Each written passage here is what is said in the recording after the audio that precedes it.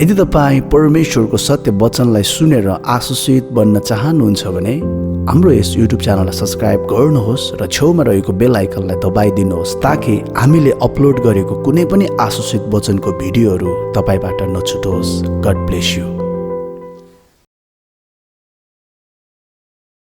हामी नयाँ भएका छौँ ख्रीष्टमा। आमेन। सब भन्नुहोस् त, हामी नयाँ भएका छौँ। आमेन। परिचय थाहा हुनै पर्छ हामीलाई, तर वास्तविक परिचय थाहा हुनु पर्यो। आज हामी ख्रीष्टमा छौँ अनि ख्रीष्टमै हाम्रो परिचय छ। हाम्रो परिचय चाहिँ हाम्रो समाजले भनेको कुरामा, हाम्रो जातको कुरामा, हाम्रो पृष्ठभूमिमा, हाम्रो योग्यता सफलतामा होइन। हाम्रो वास्तविक परिचय चाहिँ ख्रीष्टमा छ अनि ख्रीष्टमा भएको त्यो परिचयलाई तपाईले जान्नुहोस् भन्ने म चाहन्छु। आमेन। हामी ख्रीष्टमा छौँ, हामी ख्रीष्टसँग छौँ, हामी ख्रीष्टको भएका छौँ। आज परमेश्वरले हामीलाई हेर्नु हुँदाखेरि उहाँको पुत्र येशू जस्तै देख्नुहुन्छ, किनकि उहाँले हामीलाई येशू भित्र राख्नु भएको छ। उहाँले हामीलाई येशू भित्र हेर्नुहुन्छ, उहाँले हामीलाई येशू भित्र देख्नुहुन्छ अनि येशू भित्र उहाँले हामीलाई हेर्नु हुँदाखेरि येशू जस्तो हुनुहुन्छ, उहाँले हामीलाई त्यस्तै देख्नुहुन्छ। आमेन। आज उहाँले तपाईँ र मलाई क्रुसको चस्मा लगाएर हेर्नुहुन्छ अनि क्रुसको चस्मा लगाएर हेर्नु हुँदाखेरि उहाँले तपाईँ र मलाई येशू जस्तै देख्नुहुन्छ। धोइएको, पखालिएको, क्षमा गरिएको, स्वीकारिएको। आमेन।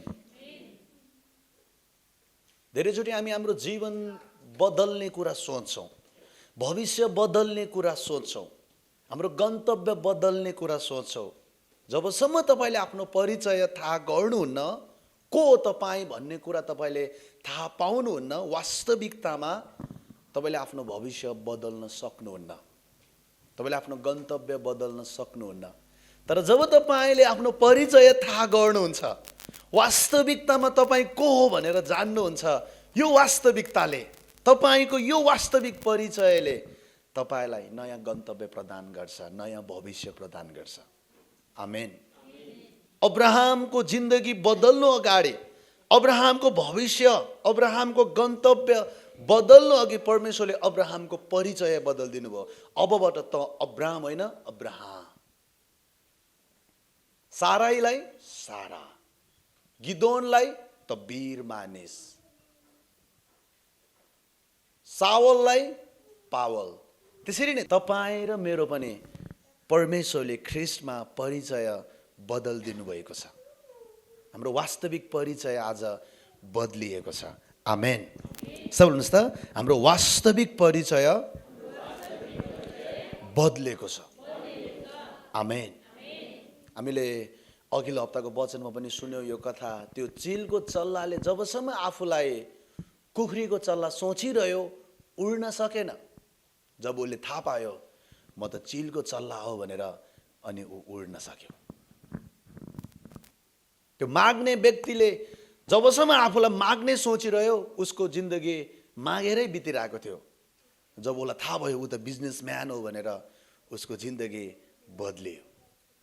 तपाईँ लोभमै जिइराख्नुहुन्छ, जबसम्म तपाईँलाई यो थाहा हुँदैन तपाईँमा अब परमेश्वरको स्वभाव छ भनेर। तपाईँ पापमै जिइराख्नुहुन्छ, जबसम्म तपाईँलाई यो थाहा हुँदैन तपाईँ धर्मी हुनुभएको छ भनेर। तपाईँ गरिबीमै जिइराख्नुहुन्छ, जबसम्म तपाईँलाई यो थाहा हुँदैन ख्रीष्टमा अब तपाईँ आशीषित हुनुभएको छ भनेर। तपाईँ रोगमै जिइराख्नुहुन्छ, जबसम्म तपाईँलाई यो थाहा हुँदैन येशूको कोर्राको चोटले तपाईँ निको हुनुभएको छ भनेर। आमीन। तर जब तपाईँलाई थाहा हुन्छ तपाईँ ख्रीष्टमा आशीषित हुनुभएको छ भनेर, अटोमेटिकली कुनै प्रयास बिना नै, धेरै बल नगरिकन नै तपाईँ ख्रीष्टको आशीषमा, अब्राहमको आशीषमा तपाईँ जिइराख्नु भएको हुन्छ।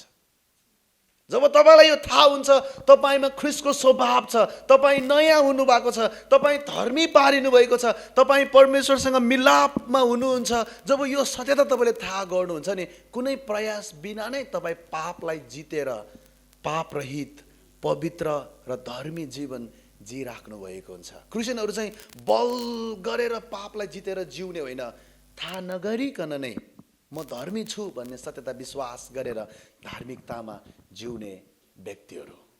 आमेन, हालेलुया।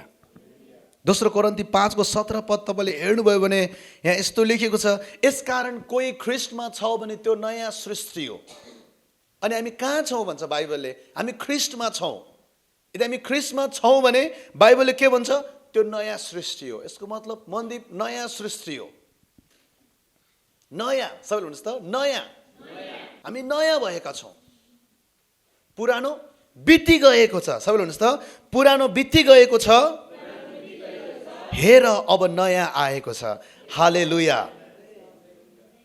ख्रीष्टमा हाम्रो नयाँ परिचयको कुरा गर्दैछौँ। हामी नयाँ सृष्टि भएका छौँ। नयाँ सृष्टि। हालेलुया। पुरानो होइन, बिग्रेको होइन, भत्केको होइन, नयाँ पारिएको, धोइएको, पखालिएको। हालेलुया। आमेन। दोस्रो कोरिन्थी 5:20 तपाईँले हेर्नुभयो भने हामी ख्रीष्टका राजदूतहरू हौँ। वाह, हामी ख्रीष्टका राजदूतहरू हौँ। सबैले भन्नुहोस् त, हामी ख्रीष्टका राजदूतहरू हौँ। ख्रीष्टको प्रतिनिधित्व गर्ने व्यक्तिहरू हौँ। ख्रीष्टको राज्यको प्रतिनिधित्व गर्ने व्यक्तिहरू हौँ। एम्बेसेडर। जस्तै नेपालमा अमेरिकाको एम्बेसी छ, त्यहाँ चाहिँ अमेरिकालाई प्रतिनिधित्व गरेर यहाँ एउटा अफिस खोलिएको छ। नेपालमा छ तर उनीहरू अमेरिकन हो, अमेरिकाको प्रतिनिधित्व गर्छ। जस्तै अमेरिकामा नेपालको एम्बेसी छ, अमेरिकामा छ तर उनीहरू नेपालको प्रतिनिधित्व गर्छ। त्यसरी नै हामी संसारमा छौँ तर हामी परमेश्वरको पुत्र, प्रिय पुत्रको राज्यको हौँ, उहाँको प्रतिनिधित्व गर्ने व्यक्तिहरू। आमेन। उहाँको राज्यको नागरिकहरू हौँ हामी। सबैले भन्नुहोस् त, उहाँको राज्यको नागरिकहरू। आमेन। कलासी 1:13 अनुसार हामी सारिएका छौँ। अन्धकारको राज्यबाट परमेश्वरको प्रिय पुत्रको राज्यमा हामी सारिएका छौँ। हालेलुया। पुरानोबाट नयाँ भएका छौँ, श्रापितबाट आशीषित भएका छौँ, गरिबीबाट धनी भएका छौँ। संसारको थियौँ हामी, परमेश्वरको राज्यको भएका छौँ। फेरि भन्नुहोस् त, हामी नयाँ भएका छौँ। आमेन।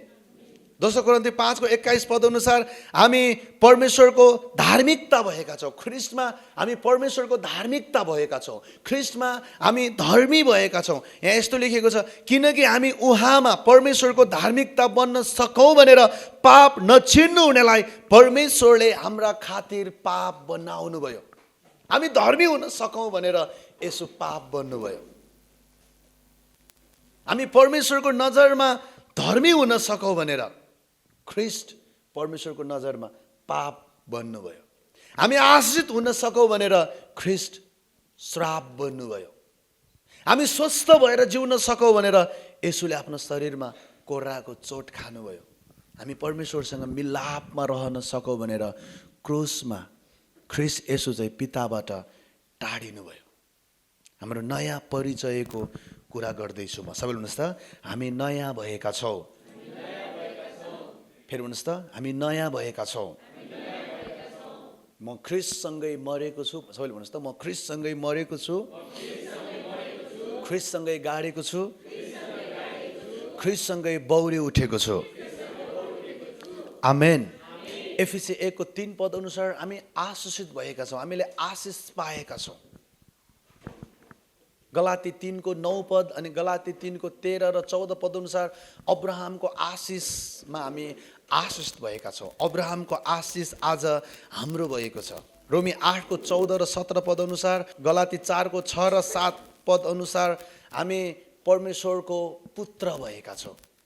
परमेश्वरको उत्तराधिकारी, ख्रीष्टसँग साझे उत्तराधिकारी भएका छौँ। यो सबै मैले जे पनि भने यो ख्रीष्टमा तपाईँको परिचय हो। आमेन। म को हुँ भनेर सोच्दाखेरि पहिला आफ्नो शारीरिक कुराहरूलाई, आफ्नो अवस्थालाई, आफ्नो परिस्थितिलाई, आफ्नो शारीरिक बुवालाई, आमालाई, आफ्नो योग्यतालाई नहेर्नुहोस्। म को हुँ? ख्रिस्टमा आफूलाई हेर्नुहोस्। ख्रिस्टमा म को हुँ भन्ने कुरालाई पहिला तपाईँले खोज्नुहोस्। आमेन। तपाईँको वास्तविक परिचय सुन्नुहोस्, तपाईँको होइन फिजिकल परिचयमा, शारीरिक परिचयमा तपाईँ मर्नु भएको छ। म ख्रिस्टसँगै क्रुसमा मरेको छु भन्नुको मतलब आदमको स्वभावमा तपाईँ जन्मिनु भएको थियो, त्यो स्वभावमा तपाईँ मर्नुभयो। आदमको परिचयमा तपाईँ मर्नुभयो। म ख्रिस्टसँगै बौरी उठेको छु भन्नुको मतलब अब ख्रिस्टमा तपाईँ बौरी उठ्नु भएको छ।